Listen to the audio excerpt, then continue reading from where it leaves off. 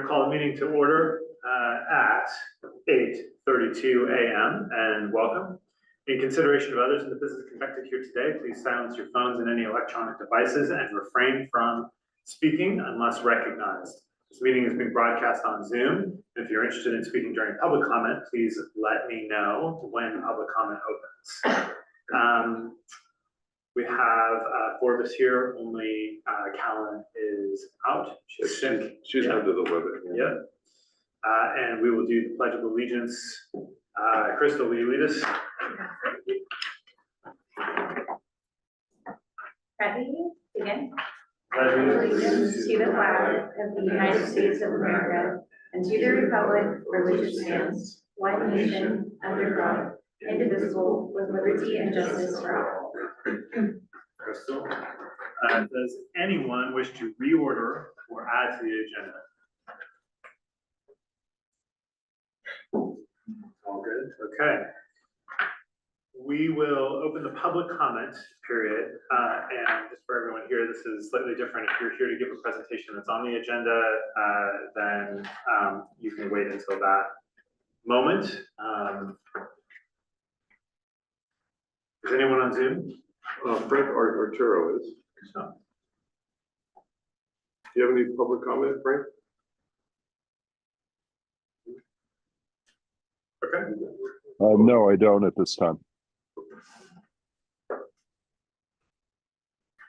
All right, we will close public comment and invite reports from each board member.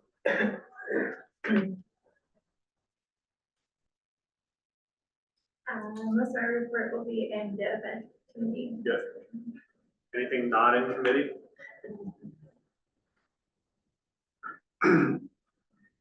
Okay.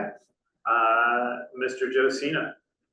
Well, just one thing, the chamber is going into our last month of our fiscal year, so our installation awards dinner is on the June 24th, and we are giving out those awards as you see on the screen. Business of the Year, A&J Cake and Candy, that's our brick and mortar business of the year.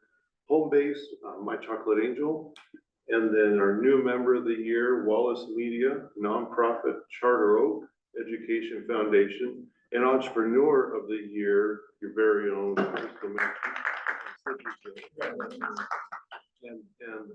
and then Susan Acosta, she owns a salon here in Glendora as our Ambassador of the Year. So we invite everyone to join us to celebrate and have fun. So, Where is A&J Cake and Candy? on Route 66 and Amelia, right there in that plaza where emanates.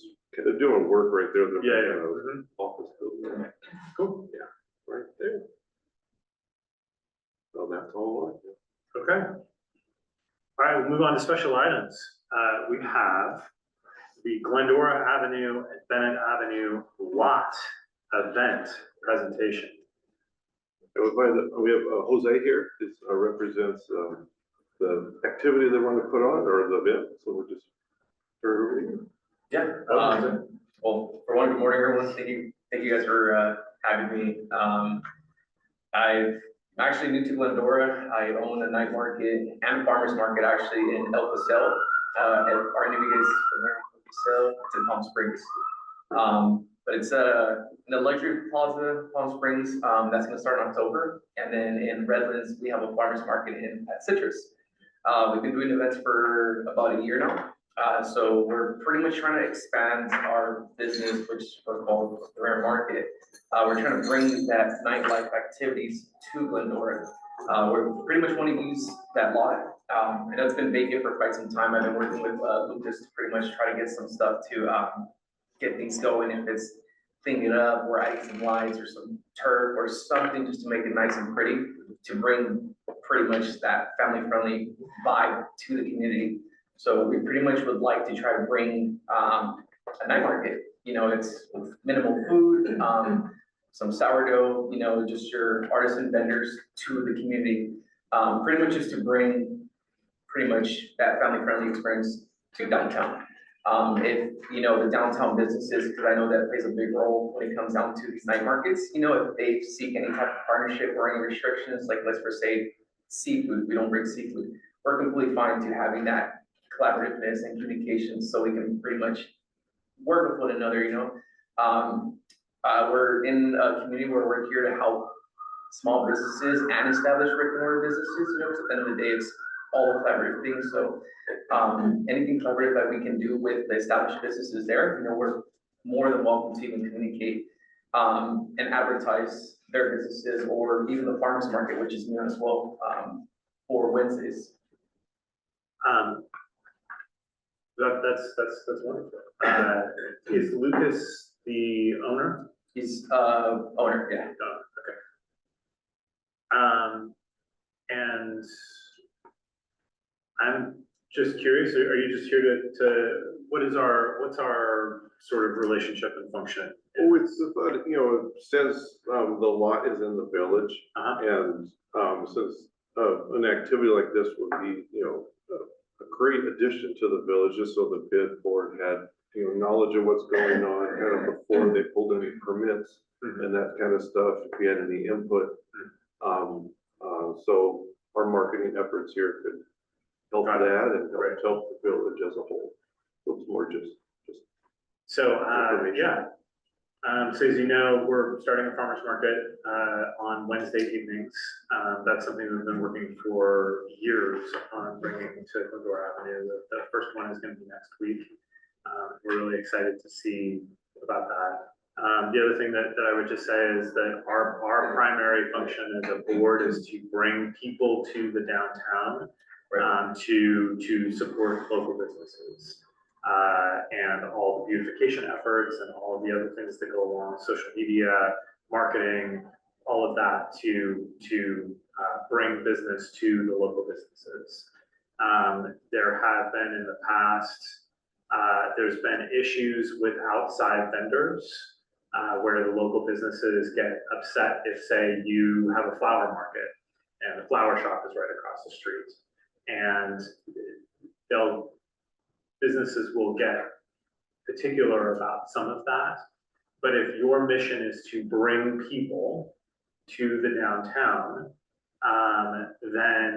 then usually we're able to say, to help you and support you in that you know, we're bringing people, we're creating events to have families, to have people, to have walkability, and that will end up benefiting everyone in the long run. So we're really looking for that lot. It sits empty for 10 months out of the year. We've heard the owner talking about cleaning it up for the last 6 months or so, but nothing has happened. And so if you're able to do some things there, that would be wonderful. So yeah, just to be aware, Wednesday night is going to be a big night for us. I don't know when you're planning on doing it or what your frequency is. Right. What thoughts have you had about that? We're thinking of doing it every Thursday night. Reason for it is because it's, you know, Friday, Saturday, well, Friday through Sundays is more on the busier scale in downtown, and I don't want to interfere with their flow of traffic. But I thought it would also be pretty cool that you would have a farmer's market on a Wednesday, and then the next day you have the night market, which we can kind of piggyback on one another, like promote, hey, the farmer's market was yesterday, and then the farmer's market promote the night market, hey, the night market is tomorrow. But we're thinking every Thursday, projected date August 20th. But of course, if we need to push it back a little bit, we're more than open to doing that as well. Anyone have any thoughts? Is there entertainment? Like what's part of this night market? I know you mentioned like sourdough and like that type of vendor, but like what? When you say entertainment, are you referring to like music? Any type of like, is there any interactive thing for kids? Is there any type of entertainment at all, or is it just shopping? I'm just wondering kind of like what. Yeah, so the way we operate these events, depending on the location, so every single time it's somewhere new, we pretty much start a little slow, and after, let's just say the third market, then that's when we start to bring a little entertainment. So we'll have music, we usually do like mini little giveaways, like goodie bags, we'll set a little card, we give away little goodie bags. backdrops, little small traditional night market things that we do. The lots space it's not the biggest, so, if we can try to have like live entertainment later on down the road, we'd be open to it. Another thing, maybe I'm kind of, a question I'll probably ask later on down the road, we used to do a movie night. We have a 21-foot movie screen, and we had it at, it's called the Residence Town Center at the JCPenney parking lot, which was our biggest market. We had 100 vendors there. We would set up the movie screen, we'd have a movie night for all the locals, and we'd get really, really just full of people, full of families. So we can try to implement that, or here, or even try to fit it, I mean, that'd be great too. But it's probably something I would probably ask once things, get situated, or if they do, but. Yeah, that was kind of my question too, because that lot's not very big, so. No, yeah. If you have a couple of food trucks, that takes up. almost- Yeah, which I'm happy you brought that up, actually. We would only do canopies, only 10 by 10. 10 by 10 canopies, we wouldn't do any food trucks.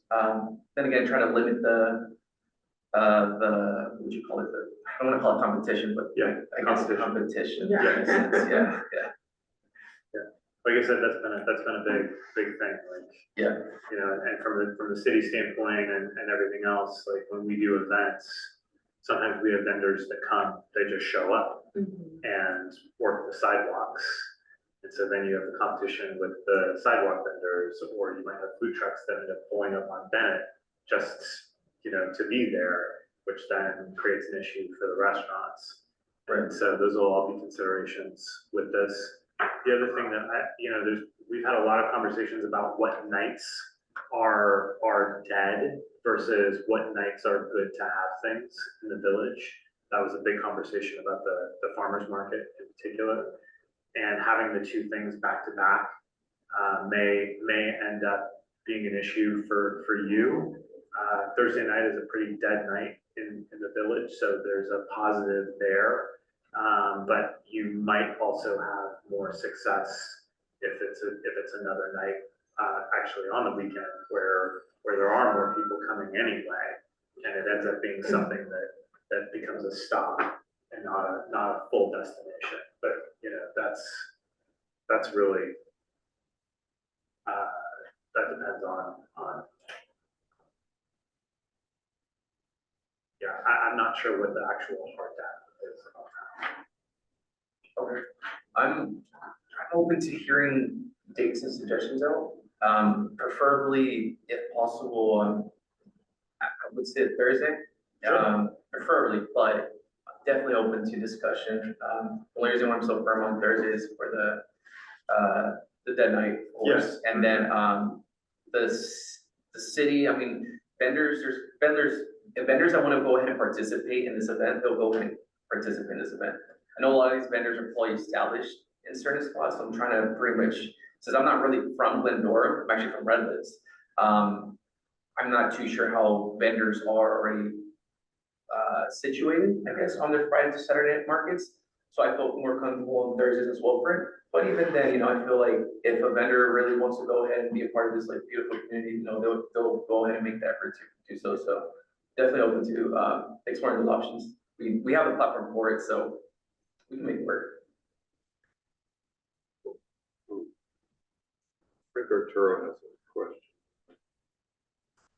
Can you hear me okay? Yes. Matt covered some good points. Thank you, Matt. How would this maybe not be redundant with the Wednesday night farmers market that it's being held on Thursday? And then where are these currently being done if somebody wanted to see what you're doing elsewhere? Sorry you're referring to where would people pretty much see our market info? Yes, that's one of the questions is, are you currently doing this in another city where somebody could go take a look at it and say, this is what you want to bring to Glendora? Okay. Yes, so everything is on our platform, The Rare Market on Instagram. We have almost 10,000 followers on there, and all of our videos have high engagement. They have over well, most videos now are actually 20,000 plus views on there. So everything we market online, we do paid promo online, and then actually for the city of Redlands is where we mainly have our night markets and our soon-to-be farmers market at the Citrus Plaza. We have a subscription with the city. So I would pretty much try to partner up here with the same aspect that I do for to Redlands, is pretty much see if I can do some type of partnership where collab posts with the city, or if it's posters or, you know, banners, any little advertising that I can do and have that partnership with the city to pretty much have that engagement pushed out.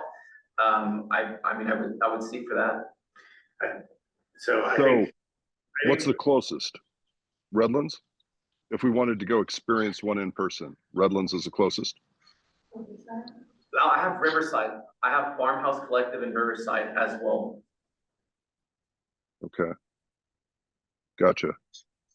And then to add to what Matt said, I agree with Matt. Since you're not closing the streets off, since you're just utilizing a parcel of land that's up in the north part of town, then rather than having some redundancy to what's going to go on with the farmers market on Wednesday nights and having that on Thursday nights, then as a supplemental or complementary business to the village, utilizing a day like Saturdays or Sundays as an enhancement to what's already going on there on the weekend might be something you want to look at as well. Yeah, I think, you know, that's my biggest issue with it, is that it's back-to-back nights. And we also have the 909, that thing going on by the, what nights are those being held down by the Metrolink station? First Saturday of every month. For Saturday. Okay. So I think from our standpoint, I'm completely in favor of all of it. That lot needs to be used for something. But it's my opinion. I don't know if you all have thoughts about it as well. That back-to-back nights is, if you come in and heavily promote the Thursday night, it's possibly going to overshadow what our promotion is able to be for our Wednesday night. And that's really that's taking over the entire street. That's gonna be a flagship event for us on a weekly basis. On the other hand, we have in the past done a Friday night sort of music thing that we're not going to continue, most likely. I don't know, that we're still talking about it. And that's been something that has brought people to the downtown on a weekend night, when that ends up being an enhancement as opposed to an actual destination. So that's where, you know, people are already coming downtown to go out to dinner, or they're already coming downtown to get ice cream, and oh, there's this thing happening over here that they can also go visit. So I know that it's not your preference to have it to be on a weekend night, but that might be a better time to have it as a supplemental event in the village as opposed to a weeknight. Oh, So, yeah. I do have Fridays. Rather than it being every week, it would have to be 2 times a month, rather than weekly, just because I have my other markets. And then I start my farmers market next month. And then October, I start my El Paseo one, which is a seasonal one in Palm Springs. But the Farmhouse Collective is the one that I have 2 times a month on Fridays. yeah. So You might think about it. You might get more people on a Friday or a Saturday, or on a Friday night than you would on a Thursday night. you're right. Because at that point it's supplemental. It's the people who are already downtown. You're also potentially bringing other people downtown to do that. Whereas a Thursday night, like you would essentially have to bring the people to you. There's nobody else there. Yeah. So You're definitely right on that. Yeah. okay. Is there opportunity to use it as an enhancement for Wednesday nights, just knowing that the Wednesday night farmers market is not using that space, and have it be a separate permanent event occurring at the same time? Just given that we are having the entire street closed and both events could benefit from each other, you driving the traffic that knows your platform the farmer's market driving traffic that knows their platform, intermingling, discovering your brand essentially, and like still having the spaces delineated, but making it a really, really big thing on Wednesdays. Just a suggestion. I'm open to it, definitely open to it. The other part that would. Actually open to it, yeah. I was gonna say the cost. I'm not too sure what you guys are gonna be charging vendors, but definitely the cost is something I'd probably be interested in knowing. Yeah. So I would probably, I mean, your guys' expense for the town closures would be way more than my expense for the insurance and then the venue rental. But that'd be my only concern. That actually sounds like a great idea. Just to be able to feed off of each other, the city, or the local constituency knows that Wednesday night is a big night for Glendora. And then really it's just the discoverability, because I think about if you're doing markets in Redlands, if you're doing markets in Riverside, people that maybe otherwise haven't traveled to Glendora might be interested in coming on a Wednesday night because they know the caliber of what you put together. And if they can tend to look through the Instagram as we're sitting here, which is super cool, by the way. Thanks.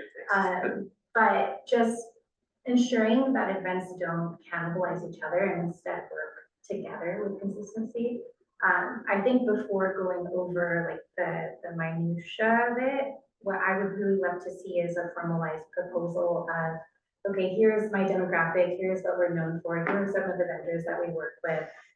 Here is what we specialize, whether those vendors are in like an artisan retail capacity, if it is farmer adjacent, because we obviously have to work that out in the footprint of a certified farmers market, ensuring that those two things wouldn't commingle. You know, if it is artisanal packaged goods and things like that, just more of infrastructure understanding of what you're bringing to the table. And then I think you at least have enough of the conversation of like, hey, we're excited about this. If there's opportunity to get it to align with our schedule. I just worry that based on what I'm looking at from your feed, that the footprint is too small for your brand, protecting your brand, just given that the markets that you produce are a lot larger. So to be able to have that same vibe, same atmosphere, same feel, and have it be a really good collaborative play would be to then make sure that it occurs on the same day, so it feels like it has that. Right. Actually, I don't know if you're to see, I own one in Redlands. It's called the Redlands Public Market. It's smaller. Okay. There's only 16 vendors there, but it's a food district inside. So the 16 vendors itself, it's the same thing. It's some sourdough, distributors, clothing.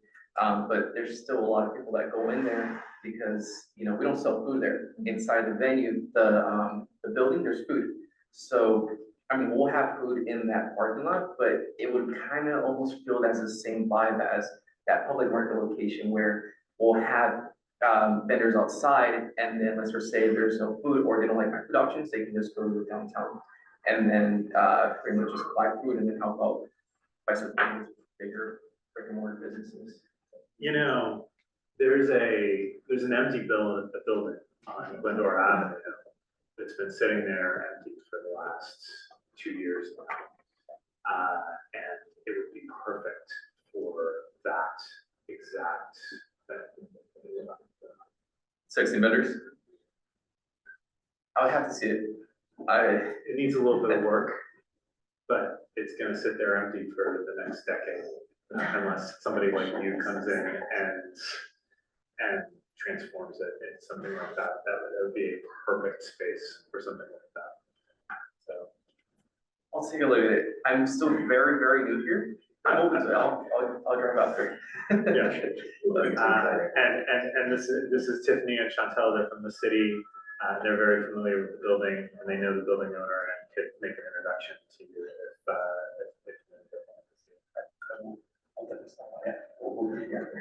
if it's just right here on Glendora Avenue. Okay. And yeah, you can't miss it. It has a big sign on it. Yeah, okay. I'll take a look. Awesome. Thank you. Thank you for coming. I love it. Appreciate it. Thank you. Okay, we have village land use tenant analysis presentation. Morgan Lynn.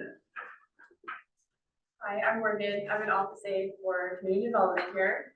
And so this exact village land use and tenant analysis was done in 2017. And so I completed it once again as an update in 2025, as an 8-year update, almost 10. So looking at the methodologies that I used, it was a variety of internet resources, the Glendora Village website, Google Maps, and then using the 2017 tenant use assessment as a comparison point, and then several village walks to ensure the validity of those internet resources as well. So right here is a map of the bid, which you are all very familiar with, and I primarily focused on the ground floor businesses with street frontage along the primary pedestrian paths of this region, and I was accounting for the businesses within this area. So in total, I accounted for 148 total businesses within the bid in 2025, with 102 of them being ground floor and having street frontage, and 46 of them not being on the ground floor or being on the ground floor with interior entrances. And so that equated to about 68.9% being on the ground floor with street frontage and 31.1% So we broke down these numbers into 5 categories, those being restaurant, personal service, retail, office, and education, which education was a new category introduced in 2025.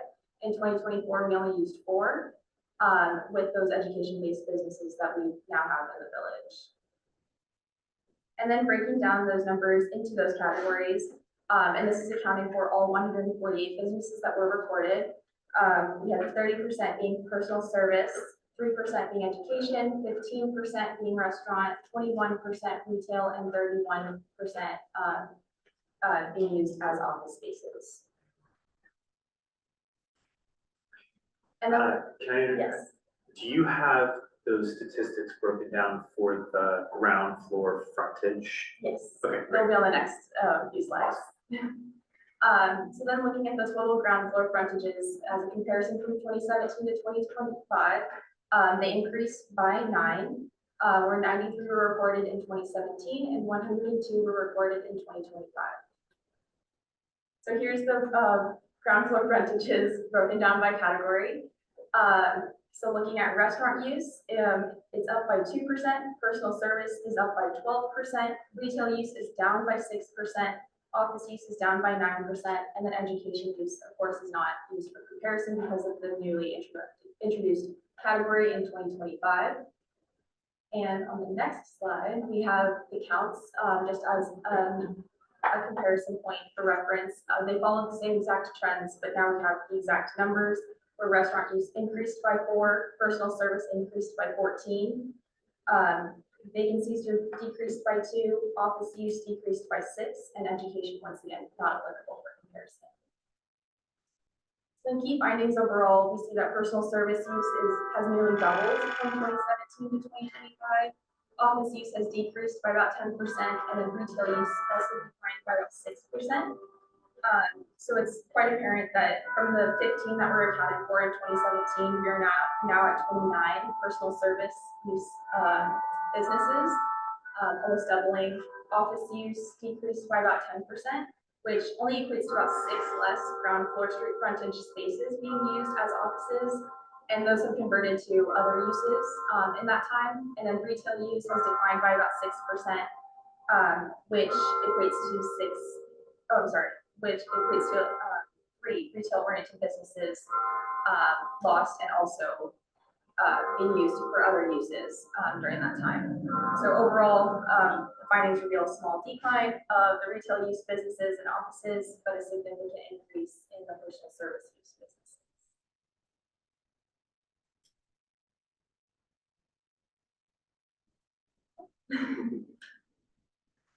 Thank you.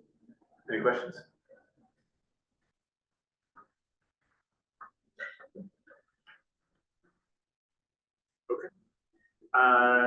Moving on to, thank you, Morgan. Moving on to the city update. Michelle. Yes, good morning. I sent the bid board an email regarding the power washing. So as of now, it's scheduled for June the 12th. Also too, just a little reminder, I haven't spoke to you guys about this one. Our open rewards program. We extended it another year, and I know everyone has their little sticker on their window, hopefully. So we really appreciate that. And also there's some exciting new features that are coming to the open rewards program.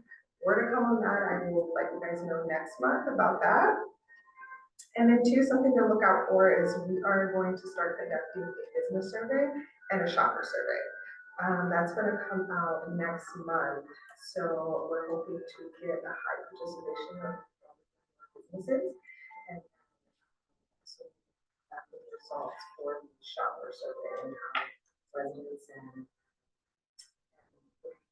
in Glendora, how they shop. And that's, how are you doing the surveys? How? So the business survey will be, we're gonna do it with SurveyMonkey.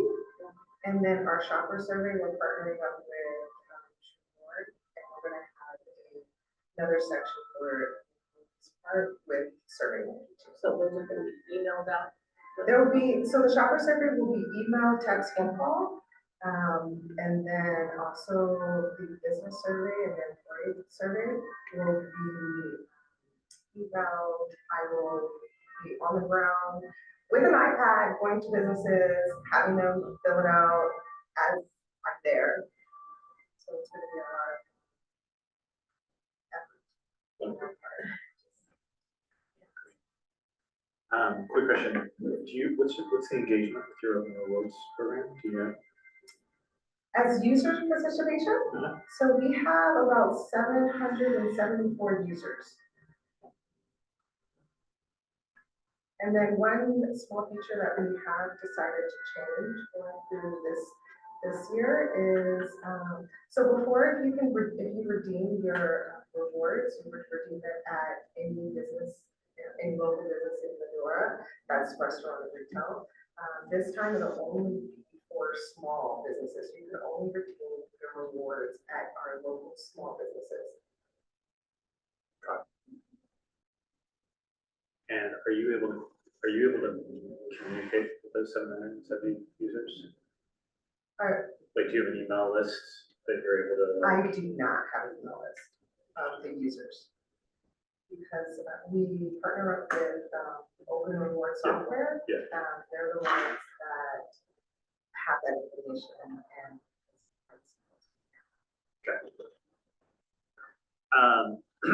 Okay, with regard to power washing, we've talked about this a few times, is that there's a gentleman who washes windows in the village, and, what's that? Ate? Does anyone have a relationship with him to where we can hire? But if I'm being totally honest, it's not the most affordable, so. If we need. Really? If we need, with their variety of resources for window washing that we can. Yes. But I maybe do we have could talk to options. him about, like, if it's something, like, if he did the whole village, he would be willing to negotiate that. Right. Depending on cost, do we need to put it out to bid? Yeah. Yeah, the intention is, we now have a date that they're going to power wash the windows. Can we have a window washer follow them and make sure that the windows are clean afterwards? Is that something the bid's gonna pay for? Or why don't we just, if we let the businesses know so they can schedule their window washing accordingly? I mean, that would be. I think it feels, and both of you are in the line of fire here. But the complaints that we're getting are that Athens came and power washed the windows, our windows are an absolute mess. What are you going to do about it? The complaint is that Mariposa comes weekly and uses a leaf blower on greens that have dew, and that blows onto the windows, and there's no predictability to it. That's the bigger issue. The power washing part's not the issue. Particularly, I don't know if you've heard that from anybody else. I mean, Ronnie complained about it, Christian Spurrell complained about it. There's been others that have complained about it. It's like mud all over my windows and I had to go up and. Yeah, I have like a whole lattice front door, and then they power wash like the whole thing. Yeah, it's not just water, it's mud. But also I have concern about the big funding window cleaning for every business, because not every business pays to have their windows cleaned, right? So it's more like, it opens up a little bit of a can of worms. But if we can just give everybody a heads up, hey, power washing is coming, make sure that you're aware that your windows may be impacted, and you schedule cleaning accordingly for after that, because somebody doesn't have to come down. We've also asked Athens to spray to spray down the windows If they refax Athens, if, during their power washing, if they see that there's dirt or mud on the windows, can you just spray it down? Joe, can you recognize me when you can?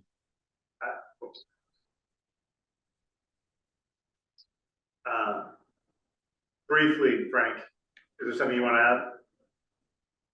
add? The power washing in the windows situation. If we know specifically what date and time, or just even what day on a regular basis that they're coming out to do the power washing, then we can schedule our window washing after that. The problem is, you power wash the day after Ate shows up. So if we have that schedule, then we can work out a time arrangement with our cleaning services to where it's a non-issue. They're going to come clean the next day anyways. Okay. And then the other thing I'd like to know is when are we specifics on the power washing? Are we power washing from Foothill to Bennett? Are we doing the street fronts on Foothill? Are we just doing small portions of Glendora Avenue? How many times is it being done? What are the details? Can they add the pots, the planters into the power washing that are filthy? The fire hydrants, which are filthy? Can other elements are they supposed to be getting power washed and they're not? Or is it just not on the list to do as part of the service? So we would ask as a manager for a lot more details on what's being done here that we don't have. So if you guys can ask for details and get some more on it, that would be helpful. That's it. Thank you. Thanks, Frank. So the power washing is quarterly, so it's 4 times a year. It goes from Foothill to Bennett, only the sidewalks with Athens. Right. Okay. Yeah. So one of the things in our plan is to getting the rest of those things cleaned. The planters, the fire hydrants. And that's something that the bid would have to take this year. All right. Thank you, Chantal. But really great work nailing down the date. That's a big step for this. So. Thank you. Chantal's been very persistent. What's that? She's been very persistent with that. Yeah, that is a big deal. So thank you. So then I also have an update for the bid board. This is in conjunction with the city council's strategic plan. So on the strategic plan, there is an item that calls out the formation of a bid and chamber working group. And the goal of this working group is to talk about the strategic plan goal of Glendora as a destination, with the objective of creating a marketing plan for Glendora. And so the strategic plan specifically calls out the bid and the chamber to form a working group to discuss this. And so I just wanted to give the board a heads up. What I'll do next steps is talk with Joe first to at least begin the initial conversations. Then maybe at that point we take it to one of the subcommittees for additional conversation and bring it back to the board. In terms of next steps, we'll need to work with Joe and the board on figuring out who will participate in this working group. And then from there, we'll set dates and all those things. Has this always been in the strategic plan? It has. It's in the current 25-27 strategic plan. I think I sent that out to at least to the beautification committee. And then what's the channel that this marketing gets goes into once this working group has come up with this plan? channeled by. Is it a city, is it like, is it a city, marketing push?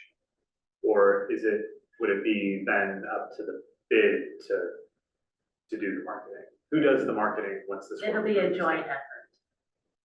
It'll be a partnership. Between the chamber and the bid. And city. Do you have context around the $1 million economic action plan moving into implementation that's tied to this KPI?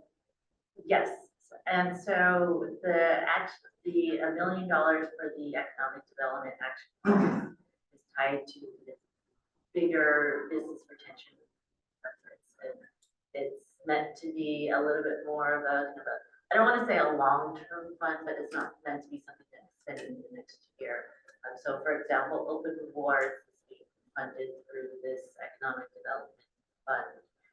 We also are paying for supportive broker services to help us work a little bit more closely with the real estate industry.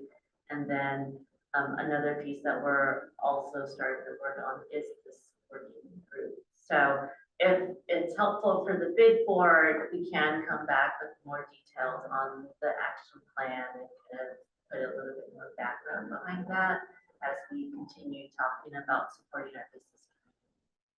Does that help? Yeah, this is just framed more as the city is partnering with the chamber and the bid to strengthen local business coordination by strategic marketing to attract visitors, promotion of local businesses, and enhance connectivity between attractions for a seamless destination experience. So I think the bid as its own entity still has the responsibility of promoting and enhancing Glendora Village, but there's a layer here that's just asking for more cohesiveness as like the bid participating as part of the city. That's how it's framed to me, yes.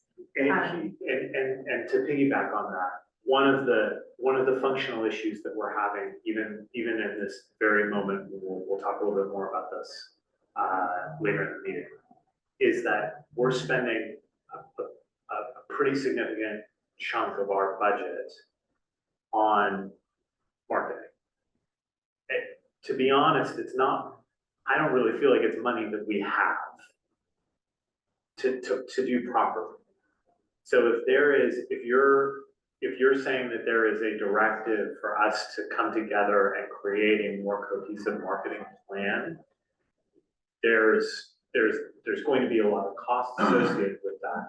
Could some of the social media budget, could some of that advertising budget be supplemented from some other source like this that would allow us to have a unified, cohesive marketing plan, of which social media is a large part of it? I'm not sure yet. I think this is the whole purpose of the working group, really to have the working group be formed and to talk through Glendora. I'm using the phrase Glendora as a destination, and go back and look at some data, talk with the businesses, like who are your visitors, and then from there come to a consensus of what should the different groups be doing, the different groups, organizations should be doing to promote Glendora. So I think there's also been some conversation, and I don't know enough about this to really speak to it, but about this sort of retention recruitment and what that also means for some of the what support is that giving the local business or the restaurants? Because is there a separate restaurant economic development fund just for restaurants? So that was also part of council's strategic plan to together restaurant incentive program. It was brought to council back in January. Council has asked for more information, so we're trying to figure out what the next steps are. Okay. But at the same time, we have this other item on the strategic plan we need to get moving on just to help all of these conversations. Maybe that's something that we can talk a little more about in our next beautification committee meeting. Is like what what's out there that we don't know about that could help with things. At a functional level, like the information. I think my question back to the bid though is that as we are kind of taking these conversations about this working group forward, is there a subcommittee that's most appropriate for these conversations to bring this back to?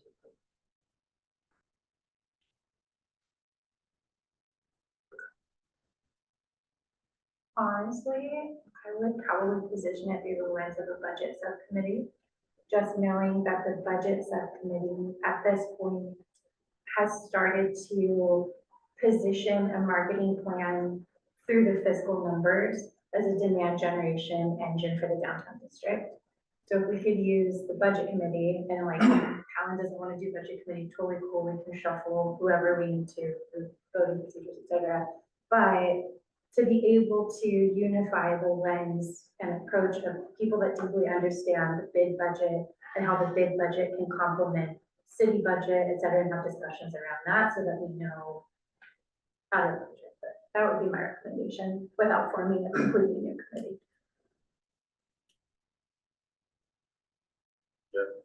We also, we're also still subject to Brown Act in that, right? So we can't have more than 2 of us on that. Correct. So I think we need to think, so there's certainly the budget piece of it is really important. We agree about that. If there is some kind of a working group between the chamber and the bid that is going to be focused on some sort of unifying marketing effort, then the 2 best marketers to be a part of that as a subcommittee as well, and potentially in addition to whatever The other thing we could do is reorganize and separate marketing and events again. So that events is events and marketing is marketing, but marketing is like holistic marketing, unifying events, social media, budget, right? and maybe there's one person that is on both of them, so there's a connector there.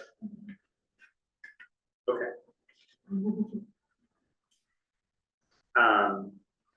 Do we establish that today while we're all sitting here? Is that easier? That is probably the easiest thing to do. Okay. So, we're going to make what's our committee structure right now? Right now we have budget. We have budget, events and marketing, Mhm. beautification and social media. But social media is a subcommittee of Events and marketing. events and marketing.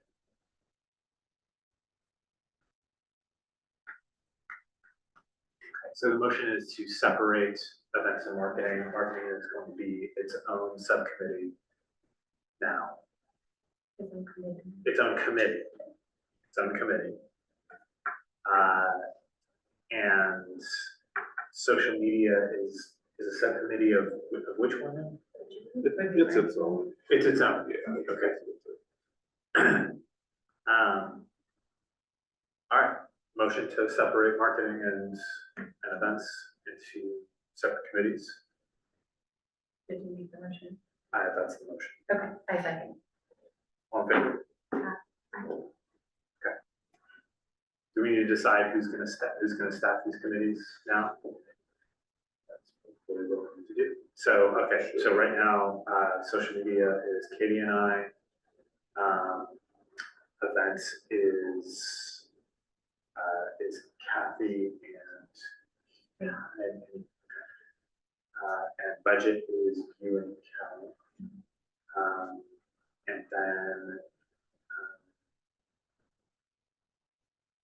all right, so budget is you and Kelly. So I would propose that you're on the marketing committee. And Katie, is that something you would want? Marketing as well? It would dovetail into social media. And it's easier. It's all connected. Okay. All right. So Katie and Crystal are now our marketing committee members. And you all will need to coordinate a time to to meet with the chamber. Right? Yes, And I'll, we'll- yeah, we will yeah, take we'll care of figure the out All right, logistics. you'll take care of the It's logistics. really more just, one, I wanted to put this out there for bid, Great. talk about this kind of at this level, and then we'll take it to subcommittee and work through the next steps. Perfect. and all that stuff. We got it done. All right, moving on, event and communications update. Is Megan with us? Actually, no, she isn't, and Louise isn't either. But, Megan did go around yesterday, and sorry, it's small, I just got this. Over there. She went and asked different businesses about the Friday Night Twilight, because that discussion's been talking about. And kind of went to several businesses. First one was, did they know about the event? Second was the impact, and then third, what they thought if something was to change, the monies can be used for. So, the majority knew about it. I think the majority said it really was neutral, no impact, but a lot of these businesses aren't open at that time, you know, so there wasn't. And then, sorry, I don't have graphs and all this kind of stuff for this. And then kind of what to do, several, you know, allocate funds towards other things, some keep it, but maybe revise fewer dates. Keep it as is, Okay. you know, kind of a thing. So we just wanted to show what people have said, if anything is gonna be changed at this point, or we're just gonna keep it on hold. Okay, that's helpful. Do we want to talk about this now or talk about it in the event committee report? Do you have strong feelings about this? Personally, I like the idea of the event. The execution of it is kind of, Based on where this is landing, I would treat no awareness and no vote or no, right? Like, I would say that the no category is around 7, but yes, program weekly looks like 7. 11. No, there's once a month in there too. Well, but that's still yes. But what I was speaking about the weekly vote first, 5 once a month, yes. 2, 4, 5, 6 weeklies.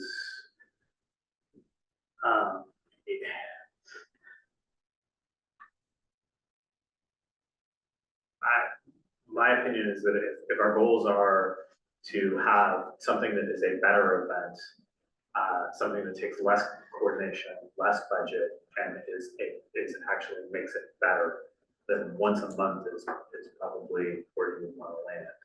Some of the things here where, you know, Coco Vino wants it to be weekly. Coco Vino could just as easily have a band come and play at Coco Vino They do, on the same day. on the same day. So like, you know, yeah, there's some funny things here. But this is really helpful. Because it does give us a little bit of, Well, just so that we understand, the majority is yes weekly, right? I mean, we all see that, right? I mean- 3, 4, 5, 5 is not the. 6 yes weekly, 5 yes monthly. And then the rest wasn't aware or no altogether. so that is one of the Okay, considerations. I just want to make sure that we're all on the same page. That people still like and want this event. Mhm. And I mean, I did talk to Amy about moving the funds to, the Friday night or the Wednesday night farmer's market for entertainment. Mhm. So she's for that, and like, I'm all for, you know, making changes and, you know, allocating whatever we need to for the best, but like, I did talk to some of my customers and people, you know, in the community, and there are families and things who do like this event and who schedule, you know, having friends out to gather to listen to music and have dinner and like do that thing. I just, like, just so we're all aware, like, there are people who look forward to these events and they're traditional and, you know, just so that we all know. I've got friends who have 2 young girls and they go to every single one. Okay, yes. When we're making big changes, you know, there's other factors to take into consideration other than what we personally want or what we. Which is why we moved to survey for this particular Right. issue, because we weren't That's making a why- decision on our own. So I think the most important, based on the survey information, is to determine the cadence that we'll do this. And if you can take the lead on programming with Megan, that would be really awesome. So are we deciding to keep it weekly and on Friday nights, or What do you think is the most impactful for budget, and what do you think is the most impactful for quality of life? that's what I think we should discuss. But with us being the event committee leads, what do you think will be the most impactful for budget, and what do you think will be the most impactful for quality of event? Well, if we're gonna be opening up, you know, the night market and we're gonna be doing, you know, the farmer's market, I mean, maybe there is room for change to see, like, how we can impact either the farmer's market or even the night market with, you know, allocating those funds to that. I just wanna make sure that, you know, we inform the community, you know, that there's people who are, and the people that I did talk to about the farmer's market, maybe moving those entertainment funds to the farmer's market, they were all like, oh, well, yeah, there's something to do on Wednesday night then, and there's entertainment, then, yeah, we'll go to the farmer's market instead, so. Farmers market bringing their own entertainment or not? They have it in their footprint. Yeah, So why would we move the Friday night twilight budget funds to Wednesday night if they already have it? There was discussion of taking some of the funds and reserving the Friday Night Twilight funds for any miscellaneous things that we did not budget for. If we have promotional activities that we want to do for the farmer's market, tote bag giveaway, passport stamp card, stickers, like whatever it is that we need to program to incentivize repeat behavior for the farmer's market, that budget doesn't exist in the current iteration of the fiscal year budget. and So- Amy did say that they don't, have consistently entertainment every week. And the other consideration, and out of respect for business owners, is what if we find out that this event is tremendously successful and we need more restrooms? That's $5,000 in the budget that has to go out the door, right? So thinking through Friday Night Twilight programming as being a general atmospheric value add, but not necessarily the highest demand generator, that was the conversation that's underlying all of this. Okay, it sounds like there's multiple considerations that have to be made and that we should wait. But if your recommendation is to put it on hold until we know more, it doesn't sound like your market would even be online until August anyway, so that's not a consideration for the summer. It's more a consideration of what is the farmer's market going to be like? Do we need additional entertainment there? Do we need to allocate more funds there? And so I think we can wait on the Friday Night Twilight thing, and if we wait for the first month and don't do it, and then we want to decide that we want to do it for the month of July or the month of August, we can. Which makes sense, but on the approved consent calendar and that digital calendar, we have Friday Night Twilights starting in June, so we just need to Tomorrow. address that. Okay, Right. all right, so then the recommendation is to, you're on. Okay, do we need to have a motion to do that?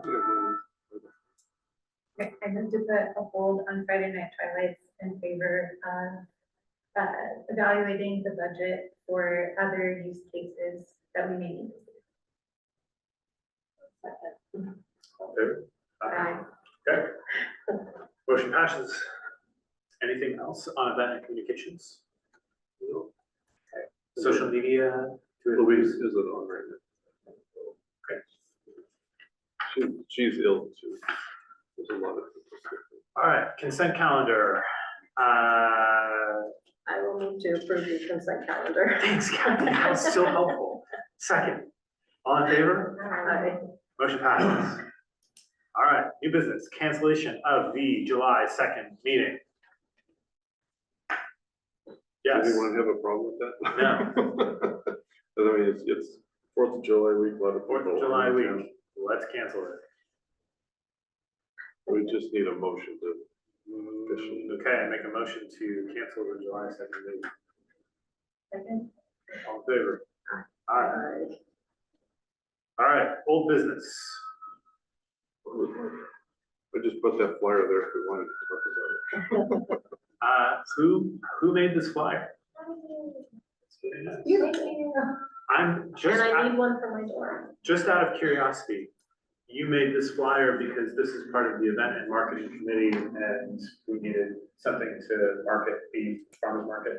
Yes, also, there was additional information that the community received in the format of posters. And we can codify things or vote on it or whatever, but I am tremendously opinionated on moving forward with human created art and not AI designed, AI generated things. So I just took the initiative to put together and give it a little less of an AI vibe, which is really cool. I'm glad that everybody was excited and that this information has been well received. And because my phone is blowing up right now, I have a feeling Louise posted this. Yes, she did. Okay, so it's super awesome. It looks like everybody's really looking forward. Yep. I did want to make one recommendation, just given that we weren't quite understanding of the permitting timeline and how quickly things could develop. Chantal made a really great suggestion about people being excited about Trader Joe's mini tote bags and doing some sort of giveaway. What I would love to do is print some collateral to incentivize repeat behavior for the farmer's market so that it's not the initial giveaway on the first day, but say, for example, you've attended 3 markets, here's what you get, 5 markets, here's a small token. If you've attended 10 markets, you get a tote, just to like get people to establish their routines rather than just give away a tote at the beginning. But allow them to work up to being excited to be there. And it'll be really easy to put together. The information on the little passport card will be really similar looking to this design if we want to do it. And then we'll just need some sort of process of earning your stamp, like even if they have to come to my store to get their stamp or the cafe space, if you're willing to do it, there's Katie's, et cetera, et cetera. But to just be able to stamp that for people as they go along. Love it. Okay, cool. Absolutely love But it's happening. It's exciting. it. So exciting. I'm really upset I'm not gonna be here next week or the week I do after. have one question, just given that development happened so quickly yesterday. Is there a photography, videography resource that we would want to allocate for this first market to be able to capture and have creative moving forward? Yeah, I think we can talk about that next. That will be part of social media. So I think that we can have social media coverage, which could be video, probably be mostly video on the ground.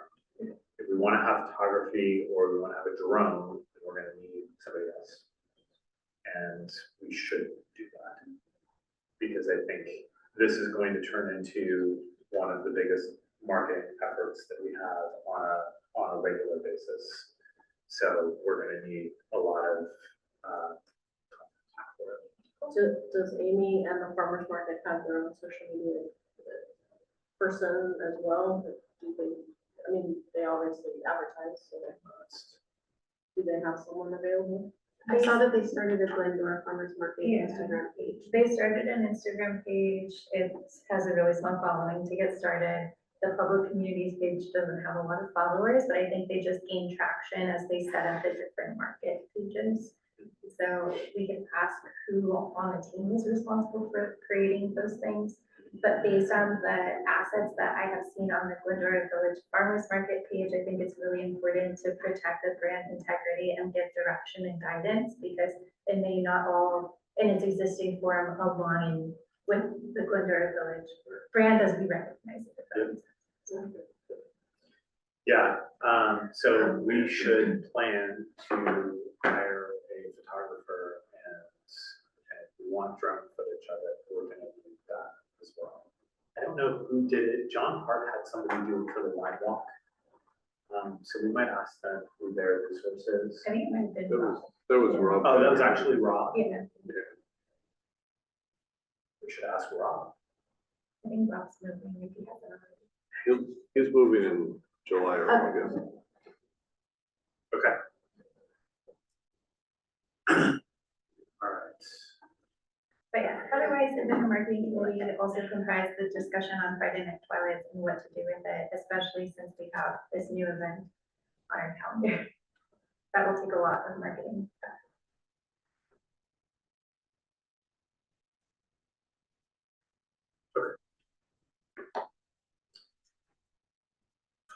All right, social media. So we've been working the last several months on solidifying our process. We've moved everything into Notion for scheduling. We've gotten to a point where we are consistently approving posts. And we've also gotten to a point where we've had enough issues with that process with Louise to where we are going to recommend making a change to the social media manager position. We've had an RFP out since November, December. We had gotten an initial batch of submissions for that. We weren't happy with those. They didn't really give us a whole lot of creative examples. And we've since narrowed what our focus needs to be. So we got another submission this week from Courtney Obicane, who did some work for us for the wine walk. We had a meeting with her last Wednesday, and I think that we were both happy with her presentation. We have an ongoing still have some questions about the quality of the creative, and that's been something across the board that we've had issues with over the last year with multiple people who come in and done things for us. But we do think that from a management standpoint, that she'll do everything that we need her to do. So our recommendation is to hire her for a test for the next 3 months, June, July, and August, and then make a final decision about whether to keep her beyond that. We think that she'll do a very good job with all of the management, with all of the with social media trends, with replying to people, with going out for events like this and getting video, with doing things with the businesses, and so that's our recommendation. She did give us a proposal. She gave us a proposal at a couple of different levels. So Joe, you have that. I didn't see anything with numbers. Yeah, it's in the, where all the deliverables, it's on the second page. Yeah, I don't have anything on here right now, no. Okay. I didn't have any numbers, just had, what she said and what I saw. So how is that gonna work with our current social media? So our recommendation is to terminate Louise's contract. And then hire this new person on for the next 3 months? I think we've gotten the process down to the point where we feel comfortable with being able to put on our calendar and to be able to say, here are the things that we want to focus on, and here's who we are, and all of those things. I don't know that we were necessarily ready to do that in November, December, but I feel like this is the best place that we've been. And Katie, please feel free to jump in and give advice as well. Yeah, I think that we need someone a different caliber to be able to manage these things. Right now, we're kind of like managing post by post, day by day, when we should be able to like batch content. 2 weeks at a time, we're looking ahead, trying to plan content and plan creatives. And right now there's like a lot of back and forth that's just not, it's not doable. it's not doable to micromanage this role, so we need someone that has more experience managing social media, that understands what we're talking about, and when we interviewed her, we were kind of all speaking the same language. It's, if we need someone just like a different caliber. Did you want me to talk about specifics? Sure.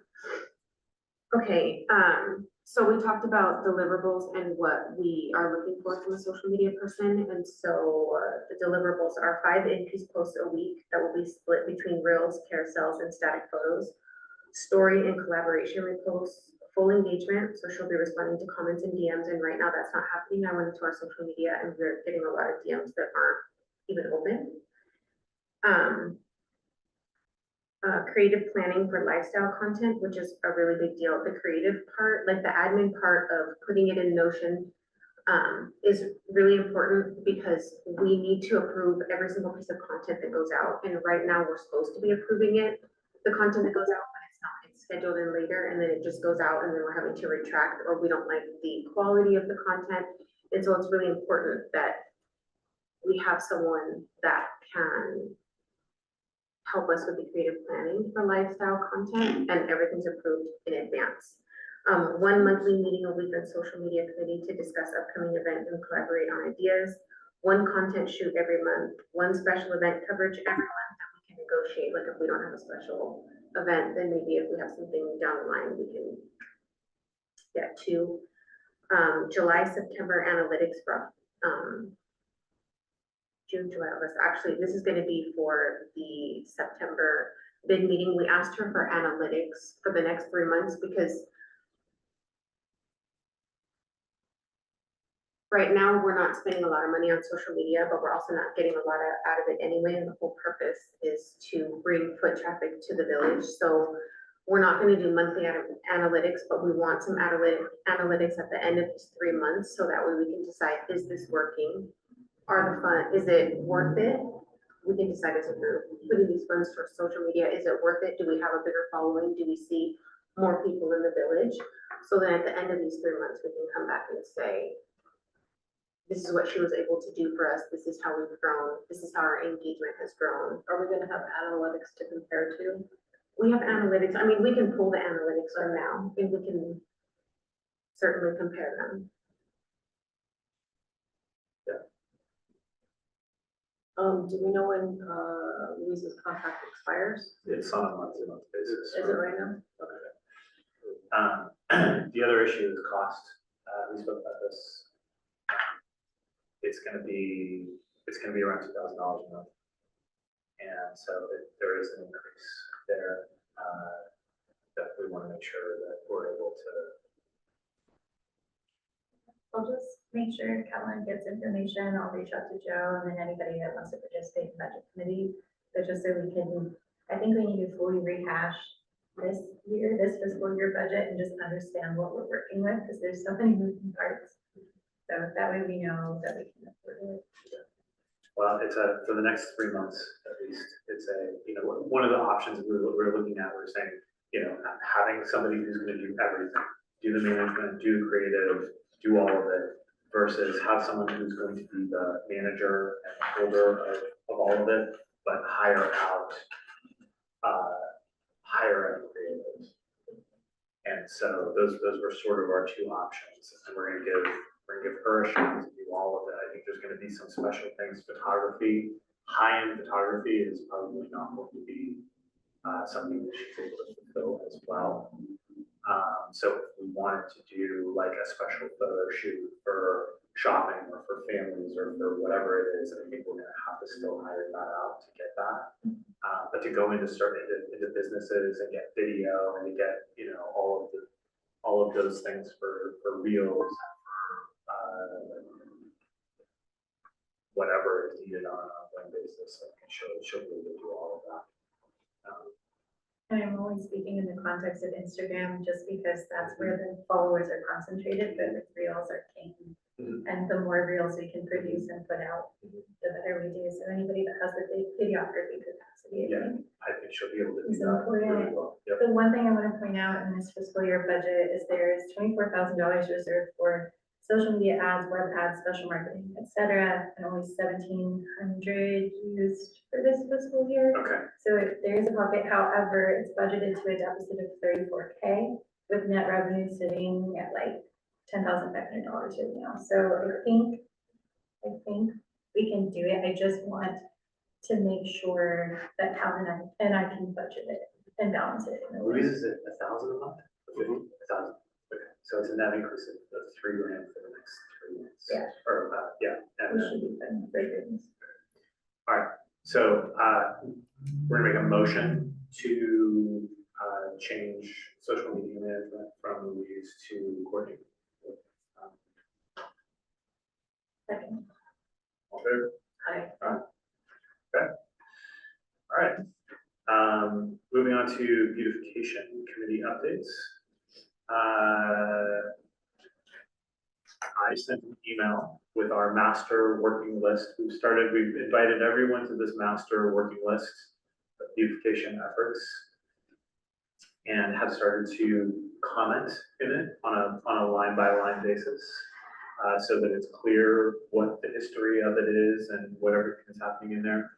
I sent an email to Shauna, Elias, and David Friednall yesterday with that working document and proposed we're going to work on setting a date to be able to meet with them, probably first week of July. So I'll let you know. I'll let everybody know kind of that's formalized. And yeah.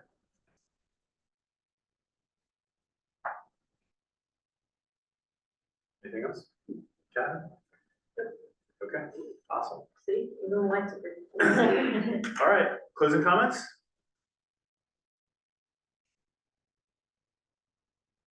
Thank you everyone for coming. Yeah. Thank you for having us. All right, we're gonna join the meeting at 9:49 a.m.